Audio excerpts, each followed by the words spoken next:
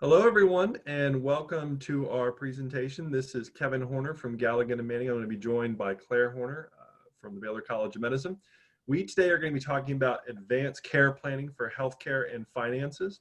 And what this is going to be, of course, we'll go through the fuller introduction in a minute, is we are going to talk about a very relevant topic, especially with the coronavirus sending so many people into the hospital to seek medical treatment, to trying to avoid going out, things of that nature, is that basically more than ever, it's very important to make sure that you have planning documents in place for things like a medical stay or having medical decisions or financial decisions made by somebody else if you should need that to happen. So that's what we're going to talk about today. And that's kind of the impetus for why we're here. Now, before we get into too much of it, we'll talk about who we are. First, I already said my name is Kevin Horner.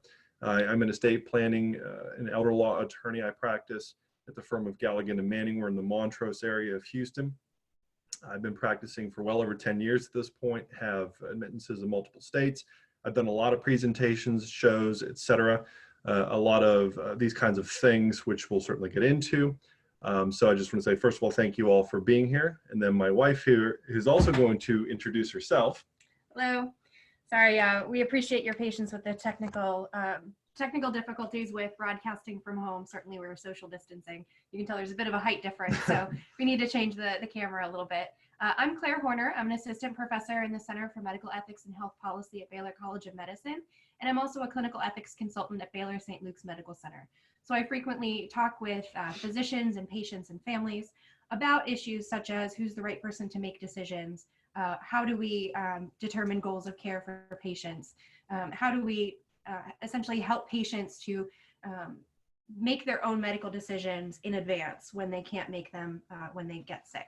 So I'm here to talk about the medical aspect, and I will turn it back over to Kevin. Thank you. So then just a couple of maybe more housekeeping matters before we really jump into the focus of the topic, which is a couple of just really quick disclaimers. One, this whole presentation is for education only. In other words, don't take it as legal advice on your particular situation. A lot of this goes into great depth, but certainly doesn't hit everything for incapacity planning. And we do that to show you a whole slew of issues to consider so that you can have a more informed conversation with an attorney who can direct you on what you need for your particular situation. I would also just point out, more for Claire's sake than anything, this is obviously just the opinions of the authors. Claire in particular is not speaking on behalf of the Baylor College of Medicine. I'm not speaking on behalf of my firm. I would do one last disclaimer / request for your patience. As I'm sure a lot of you are in the same situation, we are working from home, we're quarantined, as you know. Therefore, I do have a couple of really small coworkers. We have tried to segregate them from this meeting, but if they should break in, I apologize in advance and just ask for your patience should that happen. Okay, so then let's talk about this, the topics to cover. Here's everything we're going to do. We're going to look pretty broadly at planning for incapacity, okay? And what kinds of issues do we face? What kind of issues do clients face for these reasons as they age, et cetera? They have to think about their disability. What happens when they can't make decisions themselves? This could be because of financial decisions. This could be healthcare decisions, and it can come for a whole lot of reasons. It could come because incapacity is waning. In other words, advanced age or maybe a mental health diagnosis or something like that that makes it difficult for a person to make their own decisions. It can, and this is somewhat relevant now, it could be that you're just simply unavailable, and at least with the financial side of things, and you're just choosing to give authority to another person, which we'll talk about in a minute. And it becomes really important because if a person, at least in the financial section, if you do not name appropriately a person to make decisions for you, there is no default, which we'll get into. So it makes planning in advance, long before incapacity has come or even is on the immediate horizon, it makes it extremely important, okay? So as we go through the financial and healthcare decision-making, we're going to talk about things like which laws to apply, what documents do we need, what do we need to do to address all of these things, what happens if we don't have them, how do you use them, are there alternatives, what other kinds of things can you consider as part of your incapacity planning, and then simply things like the mistakes to avoid so that hopefully the planning is set up in place for you and it goes very smoothly. Why is this so important? And I like to tell, especially with young clients who, it's their first will, it's their first estate plan, they always think to themselves, this is something I need now. and I won't need it for a long time. Unfortunately, when it comes to things like incapacity, the likelihood when you're younger is much greater to have incapacity than death. It's something that everyone is going to go through at some point, kind of like death, and it will be of range, of course. It's not the same for everyone, but everyone is susceptible to disabilities and incapacity, all ages, all situations. Or as I said before, it's even true now where sometimes you just need to nominate a person to act because you can't, because we're all stuck at home and can't do things. So everyone's going to go through this and needs to think about it before they're there. The main reason why people do this, or the main thing that they need to be thinking about, is when they have diminished health or the ability to care for themselves. And that's probably the most common one that people end up using it for. It's just the other one's going to apply much earlier. So then how do we end up addressing it? You can first of all do it through a whole bunch of estate planning techniques, which I'm not going to go through in great detail today, because it's a much bigger conversation. That could be trusts help you do financial planning for incapacity, powers of attorney certainly, which is the one I'll focus on, medical powers of attorney and other documents, which Claire will end up talking about. And they become so important too, because it's not just who you're going to pick, which is of course very important, but you set the rules for these things. And there's a consequence to you not doing so. So a typical client would come in, they would do a trust, a will, a medical power of attorney, a financial power of attorney, and so on. If they didn't do all of that, there is a rubric, okay, at least for some of this, about who can make decisions for you. And that's all on the healthcare side, which Claire will talk about. The failure to act, the failure to plan, especially from the financial aspect, could lead to a guardianship if you don't have some alternative way of making that decision for that person or being able to handle their finances for them. Now, if anyone here has ever gone through a guardianship, and hopefully you haven't, they can be expensive, they can be invasive, they certainly are very time consuming. In that process, the court is involved with appointing a person, not a person you chose necessarily, but just a person who's asked for the authority to act on your behalf. And that means they have reporting, that means they have petitions, there's a lot of attorneys involved, so obviously it can get quite expensive and it's something you want to try to avoid. Now, let's talk about this. This will be the small universe of things, the documents for the incapacity planning. It's not the exhaustive list. First, the statutory financial power of attorney. Okay, that's going to make the financial decisions. And then there's going to be the healthcare power of attorney and the directive to physicians. The healthcare power of attorney is for healthcare decision making. The directive to physicians is the Texas name for a living will.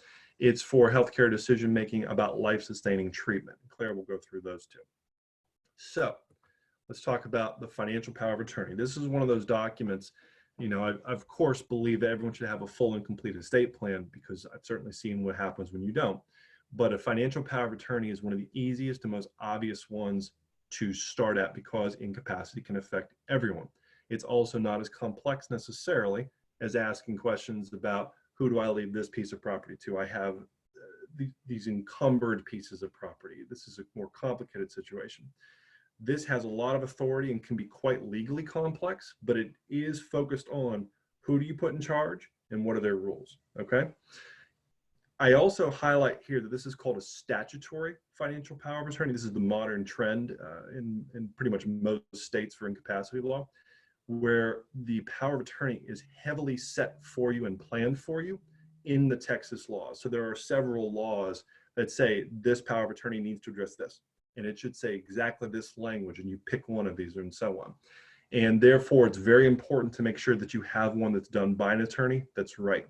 If there's ever one thing where I see people try to self-help on the internet by Googling power of attorney and click a form, I'm sorry, if any document that I see in law, this is the one by far that has the biggest problems, because it's very specific what you can and cannot do. And most people find a random one on the internet, click print, and it's always a problem. You know, worst case scenario, you wasted all the time and energy, and then you're going back to doing a guardianship because it's ineffective, or maybe possibly it works for some things and not other things, but it's a very simple document to do straightforward if you do it properly the first time. So it's very critical to do it that way. Now, the power of attorney, as I said, it's going to nominate who makes that decision. A lot of times people ask too, how long does it last? And this is a very important thing as well, is that a power of attorney is only for incapacity planning. So it lasts until the person revokes it. So if I make a power of attorney and I name my wife Claire as my decision maker, as my agent is what it's called, then that will work until I do a new one or until I revoke it.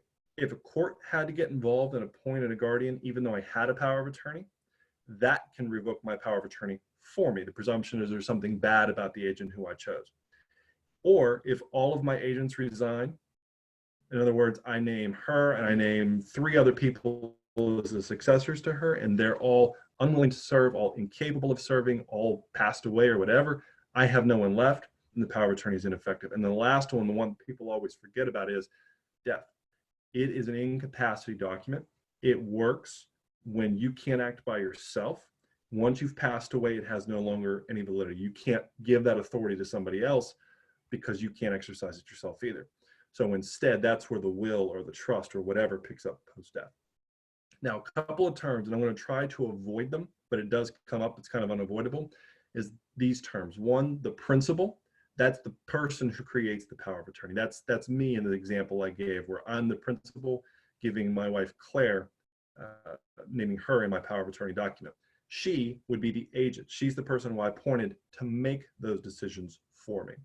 The other thing I wanted to point out is that you often see the term durable power of attorney. And what that really means, because you don't technically have to do it that way, but you're going to do it that way, it's the only thing that makes sense. It doesn't end if you lose capacity. The non-durable variety tend to be, you need a quick POAs to change a car title or to go to the closing table of real estate. You don't expect it to be your long-term estate planning. You just need it for a set purpose. That's where you see a non-durable power of attorney. And then finally, the fiduciary. Now, what this means is a very heavy legal term. It means a person in a position of trust. So that could be the agent, or it could be a trustee of a trust. It could be the executor named in your will. But for our purposes today, it means a person who has a special relationship with you, who's promised to act in your best interest and to do a good job doing it. Okay? So keep those terms in mind. So as you're thinking about the power of attorney, it's the first and most obvious question. It's, who do you name to do this, right? And this is one of the most critical questions. There's no doubt about it. So how do you pick? Some of this should be very obvious, but you'd be amazed the number of times that it does not appear to be that obvious. One, pick somebody who is trustworthy, responsible with money, makes good decisions, somebody who's organized and can work efficiently. I always like these first two because in theory, the person you're picking, you would not feel they're untrustworthy or they would never be at the table, presumably, right? Responsible with money is a much, much more important one. Organized, can they keep records? Can they show what they did for you later on? Can they show, I worked for my principal and they had this bank account, I drew this money out for this purpose, for their benefit? Can they keep records like that? That is a good person. The more type A type of a person is usually good as an agent, okay? And do they have their own money problems? And with this, I probably should be a little bit more direct, is, have they ever declared bankruptcy? Do they have their own creditors? Do they spend money? Do they have an addiction? That one actually comes up, unfortunately, quite frequently. You never want to give the keys to your finances to a person who's going to have those situations, because they might be very trustworthy and they might be responsible with most things. They might even be organized, but if they have an incentive to steal, if they have an incentive to maybe kind of fudge it, or to have, you never want to give a person like that the keys to your money. And that's exactly what you're doing, especially in the addiction context. The addiction will take over and then will end up drawing money. So it's important to keep track of it. If that's an issue with your agents, you definitely don't want that person. Considering the age and the geography, this is an interesting one because a lot of people will say, it's very common, especially in Houston, because so many people have moved here for work. So in other words, you don't have an established family too often that's been here for 6 generations. This doesn't typically happen. You don't have a lot of family who's local. You have people who came here or something like that. That is, of course, fine. The geography, I think, doesn't necessarily matter too much, because so many things in this context, the decision-making regarding finances, you can make electronically, you can make on the phone, you can make at a distance. So you do have a lot of options that don't require a person to be next to you. Age is a very common one. People think about their siblings. If they don't have a child they feel comfortable with, but if they're in advanced age, they think, I don't know how that's going to work. They're as likely to be incapacitated as I am, which of course is fair. It's all something worth thinking about, but there are options there. So say, for example, with the agent, what about the use of co-agents? All right. What if you name 2 people to do it? Maybe one can act independently of the other. Maybe between the two of them, they can see through everything you need them to do. You can also just name successors. That's an easy one to address the age, where maybe you don't have a person who you're very confident is going to be available, but you have 4 people you feel good about. Maybe 2 siblings, niece or nephew, if a child doesn't work, etc. So then the siblings are your age, they'll probably do it, but maybe they're not likely to do it long term. Then you already have a backup name, a person who can just take over the first person can't. And that's how you can kind of get around things like the age issues, okay? So then this is usually the reaction when you're thinking about these things. Okay, it's a trustworthy person as far as I know. They don't have many problems as far as I know, but maybe they do. What happens if they act wrongly? This is one of those things that people think, I don't want to give this authority. What if they do act badly? One, you have some options. If you have capacity, you could revoke their authority. You can take back or do a new power of attorney and end it, and then they no longer have authority to act. You can do many other things, and I won't go through all of this because the scope of what they have done or what they're trying to do will answer the question of how you respond. But it could be you sue them, you demand an accounting, you say, I gave you this authority, what did you do with my money? Show me, show the court what you did. If there's a discrepancy there's a question there, then they should make good, okay? The other thing, and this one is becoming unfortunately an increasingly common problem, is elder abuse. Okay, now this in the financial sector, of course, it's broader than that. In the financial sector, it's increasingly common. Happily, the local Harris County District Attorney's Office has tried to make their own group focused on these kinds of issues and elder abuse in general. If you find it, there are many different ways to respond, possibly with the police, possibly with something in a civil lawsuit nature, like I said, but certainly also a call to Adult Protective Services to see if there's some way that can be handled. Okay, now the whole abuse of an elder goes into far more context, or more situations rather than this. So I'll just leave it as that simple for now, but it's definitely something that you want to get taken care of. So you've resolved in your mind who you want to pick, how you want that person to act, in other words, successors or etc. The next question you really need to address is, when does it become effective? And this is one that I feel like a lot of attorneys have different views on, and they kind of punt back and forth. But there's, realistically speaking, 2 options here. You can make it effective as soon as you sign it or when you lose capacity. Now, I don't know that there's a perfect answer. A lot of this is the comfort of the person who is signing it, to say the least. And I know, like I said, there's a lot of questions that attorneys are on different views of, but I'll just give a couple of the pros and cons or some of the issues that this affects. If you pick upon incapacity, in other words, the power of attorney, the agent can only act when you lack capacity, then you have to figure out what triggers that, okay? Typically speaking, that's a physician's going to certify in writing that you are mentally incapable of managing your finances. In places like Texas, that's not too bad to do. You know, a doctor is probably willing to do that. And then what happens is the agent, in theory, should have that doctor's letter in hand, that opinion saying that the principal lacks capacity, so that they can prove their authority to start acting. Sometimes that's difficult. Sometimes it's difficult to obtain. Sometimes it's difficult to find a doctor willing to do it. Partially the reason why is because insurance doesn't cover things like that necessarily. That's the reason why you're doing it. Some doctors don't want to do things out of pocket. They don't want to get involved if they think there's going to be a problem. Not that they can't do it, but sometimes there's a practical problem with that, which I like to think about with clients, just so that we're not forcing ourselves into a difficult practical situation, especially if you know you're going to need to act anytime soon. It's better just to take away the triggering event. The other thing to think about is the answer to this question you might feel differently about depending upon who your agent is. So for example, many clients say, well, I want my spouse to be my agent, and that all makes sense. And they want them to be able to do it immediately. You treat your assets as joint anyway, and it's more complicated than that legally, of course. They don't automatically get the authority to act for you, but you can give that, and then you kind of treat everything as the same.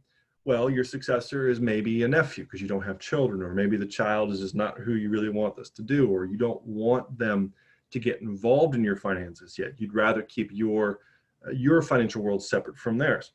You can make it so that if the primary agent is the spouse, it's effective immediately. And upon a second agent, it's only upon disability, upon incapacity. It is your universe to control, which is why having the document, a tailored document, is so helpful. The other thing that's a really good idea for a host of reasons I won't get into here is to require the agent to sign an acceptance before they act. In other words, just if you're going to act, sign a statement that says, yes, I have this, I agree, I'm going to act, and I'm going to do it right. It's especially helpful if they ever act wrongly to show that, but also it's a good soft triggering event that isn't going to a doctor, so that everyone knows when that person's expected to do something, okay? So that answers who you can name and how you can name them. When does the document start? When is that person going to begin to act?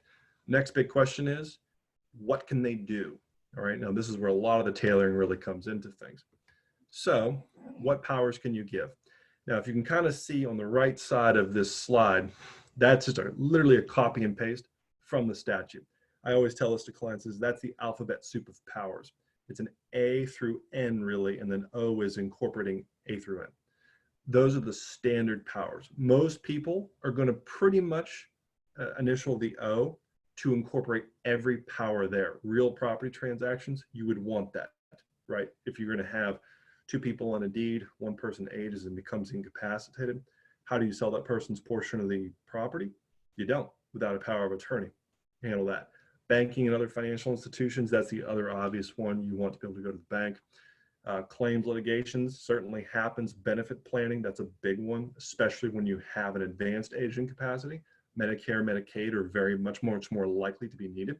So most people will sign all of those. Okay, that's the standard powers, if you will. Now, Texas also has some more enhanced powers. And I always say this, and it's always very helpful, is it's a good idea to look at your own estate planning documents probably every year or two, just for a lot of reasons. Probably not because you're going to identify a legal change. That's not really the purpose. It's more to make sure, one, you're familiar with them, and to see how you feel about people you pick and how you feel about them now. The agent you picked 20 years ago is probably not the agent you would want now. Just going to guess that. Now, the one thing with powers of attorney I want to highlight is there actually are some reasons to get those reviewed much more frequently, because the law has changed multiple times on them and changes frequently for whatever reason. Well, actually, no, I do know the reason. It's because people try to use powers of attorney for fraud. So there's a lot of extra powers that go into them, a lot of extra clear authority. So that in theory, a person cannot act badly unless it's very clear you meant them to do so. It's designed to make the attorney part of the process to avoid the fraud, because that tends to happen when people go online or go to a stationery store and then buy the in the box form, right? So this is a newer change from a few years ago. These are what they call in Texas the hot powers. They're special powers.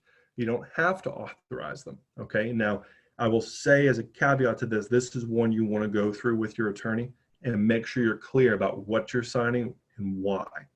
Every attorney will feel differently about this one as well. I'll just kind of go through them, maybe the quick pros and cons of each. Number one, the ability to create, amend, revoke, or terminate a trust. Why would that be helpful? You're already using trust planning, and you need to change something in the future because you've become incapacitated, okay? That certainly happens quite frequently. The other issue is, let's say a beneficiary of yours has become disabled. You want to leave them benefits, something from your estate. You may not, because at this point you lack capacity, be able to set up a trust for them that would allow them to receive benefits as well as government benefits like Medicaid or something like, or Social Security, SSI, I should say. So that requires a supplemental needs trust. By giving your agent this authority, they can actually set those things up for you, okay?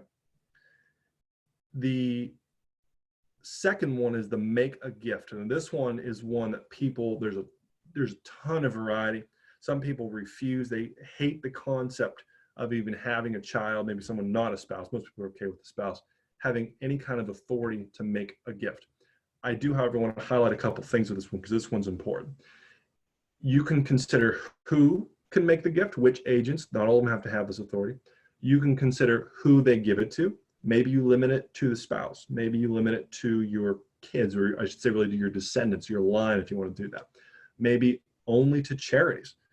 You can also make exceptions to your normal gifting rules, and this is a big one, for Medicaid eligibility.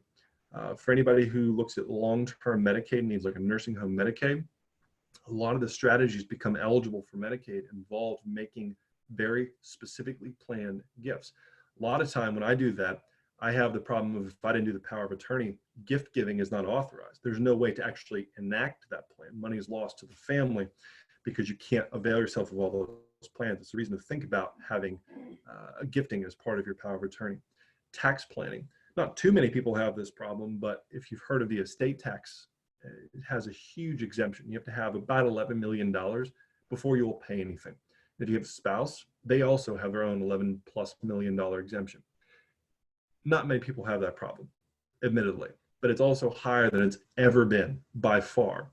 And it's set to go back down. So especially like in Houston, when you have land that maybe has a lot of value, one thing that people will probably do in the next few years is start to make gifting to take advantage of the best tax planning. It's not something you should go and do right now, by the way, but it's something on the horizon.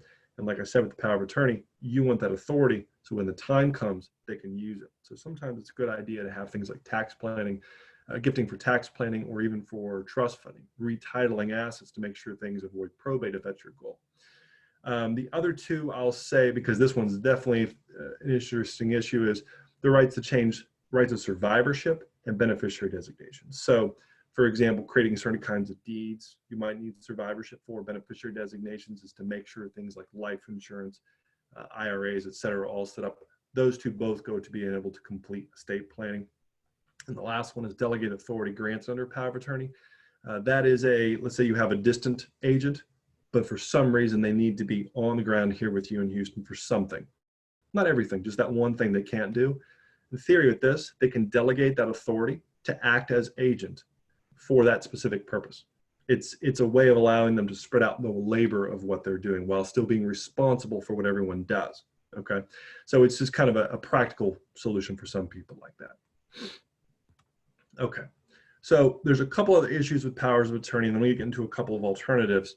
But first, what about people who spend a lot of time in two states? I'm not always a fan of this, but sometimes it makes sense. Either maybe where you live is actually more like on the Louisiana or the Texas line. A lot of clients have property in Oklahoma or family in Oklahoma, so they seem to go back and forth. I'd imagine on the western half of the state, they have the same problem with the other southwestern states. It's depending on what other state you're talking about. Sometimes it's not a bad idea to have two powers of attorney that don't cancel each other so that you can use the one that's appropriate to each state in its own. That's definitely a more nuanced conversation, but it's something to think about. I already mentioned about how the POA is old. The hot powers, I think, were put into law maybe 3 years ago. So before that, they didn't have any type of hot power. Some were authorized, some weren't by law. So it's a good idea to get that one reviewed, especially if it's even less than 5 years old.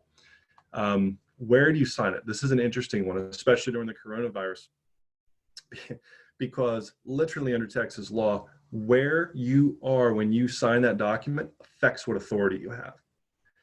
I won't go into all of this, but due to anti-fraud provisions, if you are going to use your power of attorney to get a home equity loan to say do like a purchase, and you're going to buy a house and you're going to need to get a mortgage with it, power of attorney in theory can do that, but to avoid fraud, it actually needs to be executed in a real estate office, title company's office, like at the closing table, or an attorney's office. And in theory, you need to physically be there, which, like I said, right now is going to be an interesting issue. So if that's important to you, that's something to think about. The hot powers, I already said, that's very important. And the last one I like to throw out is planning for pets. People don't think about this, but especially if you have pets, your agent is supposed to act at your directions for your benefit. In other words, they're stepping into your shoes. Paying money or spending money on a pet is technically waste. I mean, you're spending up money on something that's for a piece of property. That's the strict interpretation of that. Well, you can authorize that. So if you have pets, especially pets you want to make sure get cared for by your agent, it's a good idea to expressly put that in your power of attorney. So just one last thought for the financial is the alternatives, because the power of attorney is always something you want to have, but it doesn't have to be the whole show. The best way to handle estate planning is to have everything else put together, have it all as one gigantic package so that everything gets addressed. So there are a couple of alternatives. One, trusts. Very common part of estate planning anymore is to use a trust.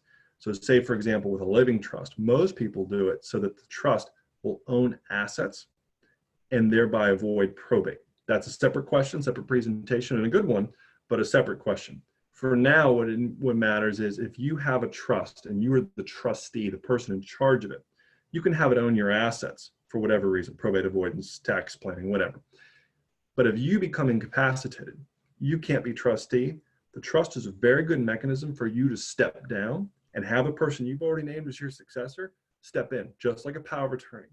It works because financial institutions understand trusts very well, and they understand that whereas for powers of attorney, and sometimes there's pushback on them, quite frankly, because they can be a vehicle to fraud.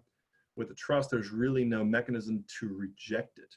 So that it tends to work very, very well for people to have a trust as part of their incapacity planning. It's one of the better advantages of it. It also has other things too, such as a corporate trustee, a professional trustee will be a trustee. They don't always want to act as your agent under a power of attorney because what's expected of them is greater. So sometimes if you don't have a good agent and you would hire a person to handle your finances if you were incapacitated, the trust is the way to go. The last two I'm going to talk about is one, the joint ownership. You want to avoid this one. I hear this one all the time. It comes up constantly in the state administrations where at some point a bank, probably well-meaning, said, add your name onto mom and dad's bank account so that you can write the checks. So it avoids probate. Maybe that's a good idea, maybe not, but people aren't really thinking it through. When they do it, they just do it. The danger to it is, depending on how it's done, it probably transferred assets. You literally become an owner of that account. That could have gift tax ramifications. They could have Medicaid ramifications. And let's say you're not the sole beneficiary of the estate, or whoever joined your account is not the sole beneficiary of your estate. If it's joint tenants with rights of survivorship, which a lot of times it is, that means the survivors own the whole. It's not going to go through your estate plan. It's not going to go through your will. It's not going to go through your trust. It's not going to go to all your beneficiaries. It's just going to go to that other co-owner, which probably is not what you intended. So it itself tends to be problematic. It's simple, which is why people do it, but it does lead to abuse and it leads to unexpected consequences with people that leads to rifts. So it's not the best way to handle these problems. And then finally, is sort of the caveat to all of what I just said, is you can technically do convenience accounts in Texas where a person is added to the account for check writing only. That is only limited to money. In other words, it doesn't let you deal with Medicaid, for example, because you're not authorized to do that. It just lets you write check in one account. So it can have some application, some good application, but it's limited, okay? So to briefly reiterate that, the power of attorney is very critical. You want to have it. You want to think about some of these alternatives as part of a fuller plan. You want to focus on who would you pick for this and what rules do you want them to do to make sure they're handling your finances for your benefit, okay? So with that, I'm going to turn it over to Claire, who's going to talk about medical decision-making. One thing I did mean to say in the intro, and I apologize for this, is that if you do have questions, we can't take any while we're doing the presentation, but once we get through it, we'll be able to chat questions at the end. Okay, so if you have any, keep them, and then we'll do them at the end. Thanks.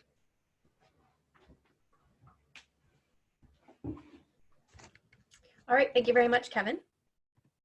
I'm going to talk about medical decision-making now. We're going to switch gears a little bit from planning for incapacity for your finances and talk about what happens if you're in the hospital and you get sick and you're unable to make your own medical decisions. So what I'm going to talk about only applies when you can't make decisions for yourself. So regardless of what kind of advanced care planning you do ahead of time or who you name to make healthcare decisions for you, if you're able to make your own decisions, your decisions always apply. So you can't have, your agent can't come in and say, well, I'm the agent under the medical power of attorney, so I have authority. If you can make your own decisions, you get to make all of your own decisions. But if you're not able to make your own decisions, Texas law actually provides a hierarchy of people who make decisions for you. Meaning that if you can't make your own decisions, the doctors are going to look to this hierarchy to decide who they should turn to for medical decision making. And it's separated into routine treatment decisions. So this will be treatment decisions that are about maybe you have a broken arm and it needs to be fixed. Having antibiotics is typically routine medical decisions depending on the context. Most things that just everyday health needs that you may have are considered routine medical treatments. Under this hierarchy, the first person they would turn to is an agent under a medical power of attorney or a legal guardian that was appointed by a court. And if you don't have either one of these documents, the next person on the list is the patient's spouse. I'm going to point out here that Texas law is very specific to say the patient's spouse. And this is both the legal spouse and the common law spouse, otherwise known as informal marriage.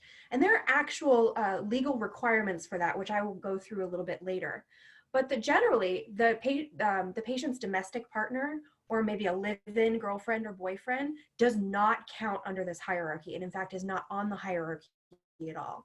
So if you are not legally married, or if you don't meet the requirements of informal marriage, then your partner will not be the default person for medical decision making. And this is one of the reasons why I'll talk about why it's important to have a medical power of attorney. The next person on that list is the adult child with the waiver and consent of the other adult children, meaning if you have 5 adult children and everybody says, yes, I want my sister Susie to be the surrogate decision maker, Susie can make all of the decisions on behalf of all the children. If this isn't the case, then we go with the majority of adult children. So if there are 5 and 3 of them agree on one course of treatment, certainly we try to achieve consensus. We don't want discord, especially when it comes to making medical decisions for one's family members. But when this isn't possible, a majority of adult children have the authority to make this decision. After that, the patient's parents have authority. And then lastly is what we call the surrogate of last resort. And this is the individual identified to act for the patient by the patient while the patient was still able to make decisions. Meaning if you're in the hospital and you don't complete a medical power of attorney, but you tell someone, oh, I want my best friend to make decisions for me. If this isn't clearly in a medical power of attorney document, it's difficult to rely on that because again, we have this statutory hierarchy. But that person can be listed at the end of this list to say, if you don't have any other next of kin, this person can make decisions for you. After that, the patient's nearest living relative, so it could be a niece or nephew, an aunt or uncle, a cousin, or a member of the clergy. Oftentimes, hospitals, especially if you're in the hospital, will turn to in-house chaplains to make decisions, but it can be any member of the clergy has authority to make decisions for you if you have nobody else to make decisions. The second part is the life-sustaining treatment decisions. This is actually a separate law. So if somebody needs to make decisions for you that are related to life-sustaining treatment, such as whether or not to put you on or take you off a ventilator, whether or not to shift the goals of care from trying to cure the disease to trying to keep you comfortable. These are the kinds of treatment decisions that would be governed by this hierarchy. Again, the first authority is the agent under the medical power of attorney or the legal guardian. And if there is no document, the attending physician with one of the people from the list that's on the screen has the authority to make decisions. Now, this is a slightly more limited list than the routine medical treatments. It's the patient's spouse, the patient's adult children, the parents, and the nearest living relative. You'll notice that this doesn't have an opportunity for the individual identified to act for the patient. Meaning, again, if you have a partner or a best friend that you want to make decisions for you, unless there's a medical power of attorney, that person has no authority to make decisions for you regarding life-sustaining treatments. Instead, if you have no other relatives, the attending physician, along with a second physician to provide a second opinion who is not involved in your care, can make decisions regarding life-sustaining treatment. So this is helpful in that it provides a mechanism to have somebody act on your behalf. So somebody can make decisions for you if you can't. But there are some limitations to this decision-making authority. So while they have broad authority to make medical decisions for you when you can't decide for yourself, they can't make decisions to agree to voluntary inpatient mental health services. They can't consent to electroconvulsive treatment, which is a treatment for certain mental health conditions. And they also cannot appoint another surrogate decision maker. So say, for example, my husband is my default surrogate decision maker. If he says, I can't make decisions right now, but I want my best friend to make decisions for my wife, he doesn't have the authority to do that. If he says that he doesn't want to make decisions, which surrogates are under no obligation to take on that responsibility if they don't want to, if they choose to step back from that role, then we would go to the next person on the hierarchy. The person who has the authority can't say this is the person you should turn to next. And finally, surrogate decision makers are not allowed to say no pain medication if the patient is suffering. So sometimes we see this, that there's a concern that pain medication may make the patient more sleepy, may make it difficult for them to interact. but we don't allow surrogates to make decisions about pain medication if the patient is in pain. That's something that we treat no matter what. So these are important to know about limitations. So certainly not everyone is going to be happy with this default hierarchy. Maybe you have difficulties with certain decision makers in your family.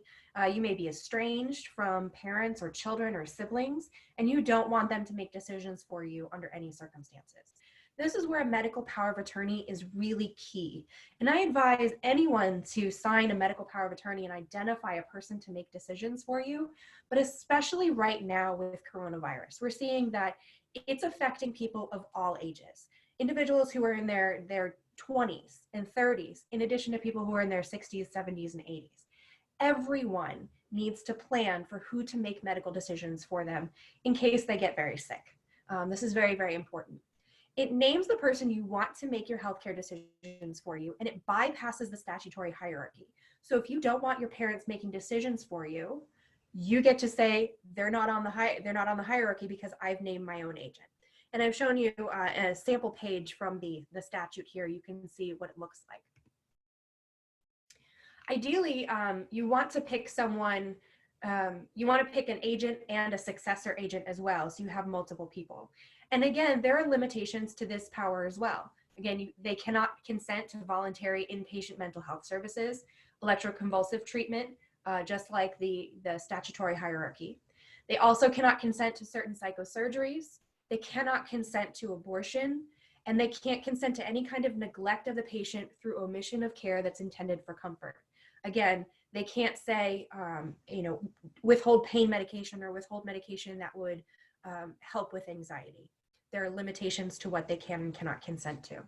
Otherwise, generally, they broadly have authority to make all medical decisions on behalf of the patient, both routine medical treatment decisions and life-sustaining treatment decisions.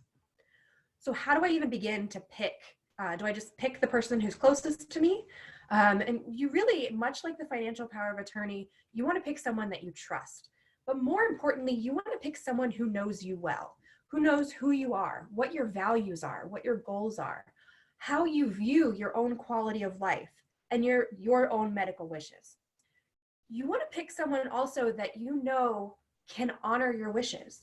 So some people will say, my husband knows me best. My husband knows exactly what I want.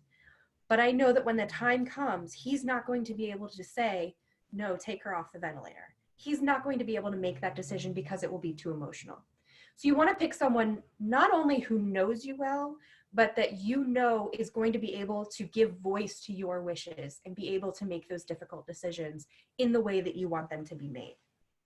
You also want to make sure that you have a conversation with your agent before you get sick.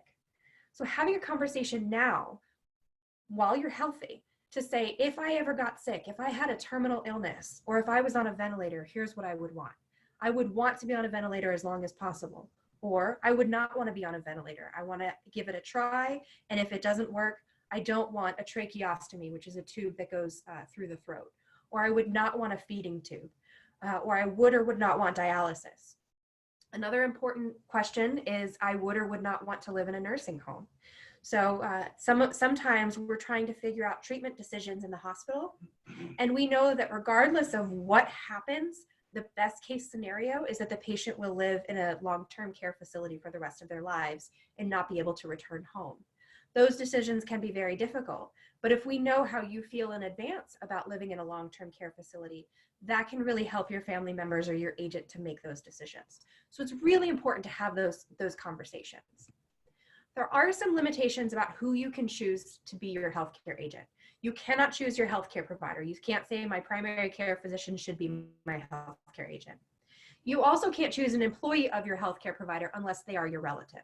So they want to avoid a conflict of interest. And the same with your residential care provider. So if you live in a nursing home, you can't pick the owner of your nursing home or any employee unless they are your relative. So if you have a particular nurse or physician that you're close to, that you really trust, unless they are your relative, you're not allowed to choose them if they're providing patient care or residential care to you.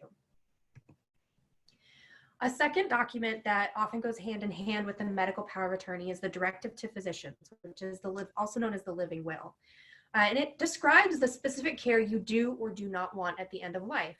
Now, this is not a legally binding document in that if you write it out, it's not set in stone, but it is relied on heavily as evidence of your wishes. So if you write in your advance directive, in your directive to physicians, I do not want to be on a ventilator, there's some room to make decisions based on the circumstances. Perhaps you have a pneumonia and you'll need to be on a ventilator for 24 hours and then you'll make a full recovery. You know, your agent can consider the context a little bit there. But if you say, I don't want to be on a ventilator, and your agent or your surrogate says, well, I know that that's what it says, but I think the patient should be on a ventilator long term, you know, we would really push, as clinical ethicists, we would push back on that and say, we want to make sure that the patient's voice and the patient's wishes are being honored. So again, it's not legally binding, but it is very, very heavily relied on to make sure that your wishes are being carried out. It includes your preferences for as many or as few interventions as you want. This often includes CPR. So do you want chest compressions if your heart were to stop? Dialysis, if your kidneys were to fail, would you want to start dialysis? Like I mentioned before, would you want to be in a nursing home? Would you want a PEG tube, which is a feeding tube, or a tracheostomy, which is the breathing tube that goes through the throat? Those are some of the treatments that you can specify. Some people are more broad, some people are more narrow, and the language can be specific or it can be vague. There are many times when it doesn't clearly apply, that we have a directive, but it doesn't really tell us what to do in this situation because this situation is unique. But it can provide some evidence of your wishes. What is most important is to get a sense of what your goals are. Some people would say, if I could never garden again, I would not want to be on machines. Other people would say, even if I'm on a breathing machine and a feeding tube, if I'm able to sit in bed and interact with my grandchildren, that would be enough for me. Knowing those kinds of goals and those kinds of preferences can really help when there are difficult decisions that need to be made about certain treatments. Now, surrogate decision makers, regardless of whether they're agents or surrogates under the law, have responsibility to make decisions in certain ways. Ideally, surrogates would make decisions under what we call substituted judgment. So did the patient give written or verbal directions about what they would want? Did they tell us in an advance directive, these are my preferences? If not, what would the patient say if she could talk to us right now? If we could talk to her and say, do you want the ventilator right now? Would you want to live in a nursing home? What do you think that she would say? Oftentimes I will get answers like, she's a fighter, or she's very spunky, and she would say, you know, they might have a whole conversation that the patient would say. And that gets them thinking about who the patient is and what the patient would want. What are the patient's goals and values that could tell us a little bit more about her treatment preferences? Again, the goal of substituted judgment is to give voice to you as the patient. You're not able to talk to us, so we're going to talk in your voice and say, if you could talk to us right now, what would you want? If we don't know what you want, then ideally we go to best interests, where we balance the harms and benefits to provide the best care for the patient, asking what would most people decide if they were faced with this decision based on the harms and benefits. And really we do the best that we can to balance those harms and benefits and make the best decision possible. So a few takeaway points for surrogate decision making. The medical power of attorney and the directive to physicians only apply when the patient lacks capacity. Meaning if you have capacity to make your own medical decisions, nobody can come in and override you just because they are the agent under the medical power of attorney. You don't give up your own rights to make decisions. It's only there as a safeguard for when you can't make decisions. A little bit further than that, the directive to physicians only applies when the patient has a terminal or irreversible condition. I've heard people say, you know, my advance directive says I don't want to be on a ventilator, but what happens if I'm in a car accident and I need a ventilator for a few days to get me through the trauma? The directive does not apply in that case because you're not in a terminal or irreversible condition. So you can rest assured that your directive to physicians will only be applied in more narrow circumstances to prevent concerns like that. Unless someone presents a valid medical power of attorney to the doctor, it's assumed that no one has one. So we often have family members come in and say, I am an agent under a medical power of attorney. Without that documentation, that physical documentation, doctors cannot rely on that. Meaning that if you want your agent to be able to make decisions as an agent, they need to have a copy of that medical power of attorney ready and available to bring into the hospital. So it's very important that you make sure that your agents have that paper with them. As I mentioned before, informal marriage or common law spouse is not the same as a domestic partner in Texas. Informal marriage means that not just that you live together and you've commingled your assets, it means that you have both decided that you are now married, not that we will be married in the future. If they are your fiance, then they're not your spouse. If you're holding yourselves out as married, you introduce, this is my husband, this is my wife.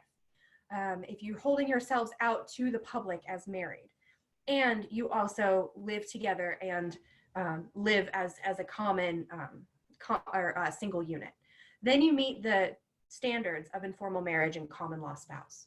Again, a domestic partner that doesn't meet these standards, where you haven't agreed contemporaneously to be married, is not the same and does not fall on the hierarchy, meaning that there are many boyfriends, girlfriends, domestic partners who would not qualify. Same-sex marriage does qualify because that is a federal application. So informal marriage does also include same-sex partnerships. But again, it needs to meet the definition of either legal marriage or informal marriage. And there's no priority in decision-making given to one person in a group of people. So I hear this all the time that, well, there are 5 children, but the oldest child is the one who has authority. All of them have equal authority. There's no authority given to one individual among a group of people. So the oldest adult child, for example, does not have authority over any of the others. Again, we go with a majority if there's no agreement, but we try to reach consensus. Non-family members are not on the default hierarchy. As I mentioned, if your neighbor knows you best, you've been best friends for 25 years, they're the person you'd want to make decisions for you, fill out a medical power of attorney to name them as the agent, because otherwise they have no authority to make decisions for you. And finally, you should talk to your surrogate decision makers in advance about your wishes. I can't stress that enough. The more information you give them about what you want, the easier it will be for them to actually carry that out when the time comes. It takes a huge burden off of them to make decisions for you when you can't. So after this whole presentation, what are the next steps? What can you take from this as practical guidance?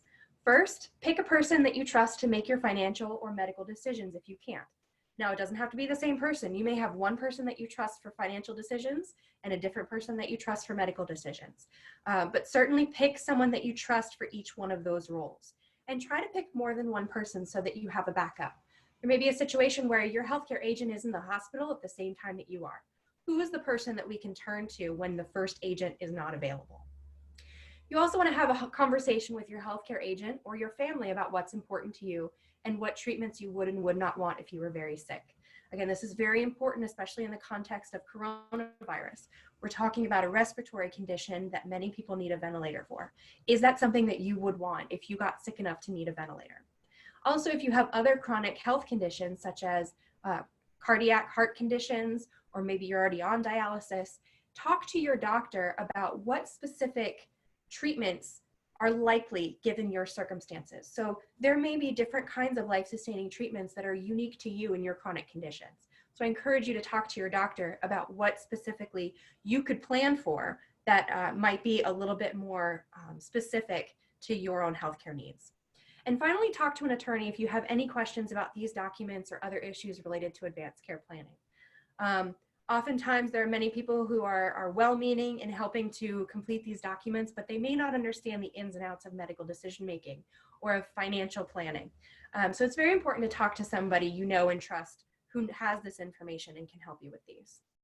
And with that, I thank you very much for listening to our talk, and we will now open it up for questions in the chat. And if you just give me a second, I will need to. All right. Are there any questions that we can answer?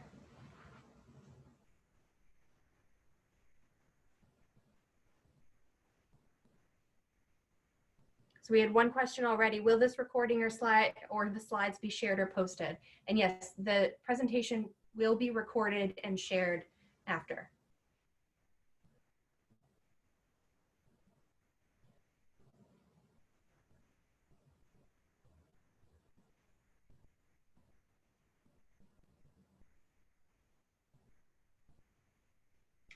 I should add too, I'm 99% sure this is true, that if you do ask a question, although we'll see it on chat, it is not public. So we'll see it and we're not going to identify you. So it'll be anonymous in the way we address it.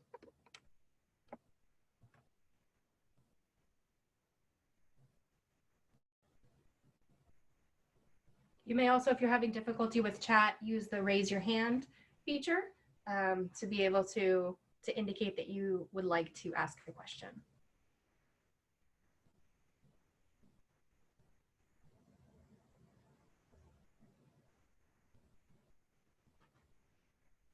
All right, and I'll also ask our host, Crystal, if she has any questions as well.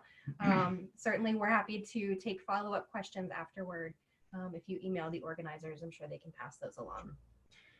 I was going to say, as one other thing that I'll just sort of throw out, is that this is not a short talk, of course, and there's more detail than we got into. We try to hit a lot of topics, a lot of aspects of it. It's a good idea as kind of where you go from here to the next steps, also to seek out ongoing education, but also quality education, kind of like what you're doing right now, where you tune in to listen to us present on these topics. A lot of people Google and about these different things, and that's where they fall into the trap of having the bad power of attorney, the bad documents, the bad information because it doesn't apply to them or whatever. So it's important to get really good education on these topics. Speaking for myself at our firm, Galligan Manning, on galliganmanning.com, we have a lot of blogs. We have other presentations like this. So there's good places to go and get quality information to better understand these things and better inform you for your decisions. So just make sure you seek out those kinds of resources and you'll be in good shape.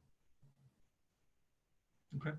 So I don't think, excuse me, I don't think we have any other questions. So with that, I guess I'll just say thank you both, or thank you all, excuse us.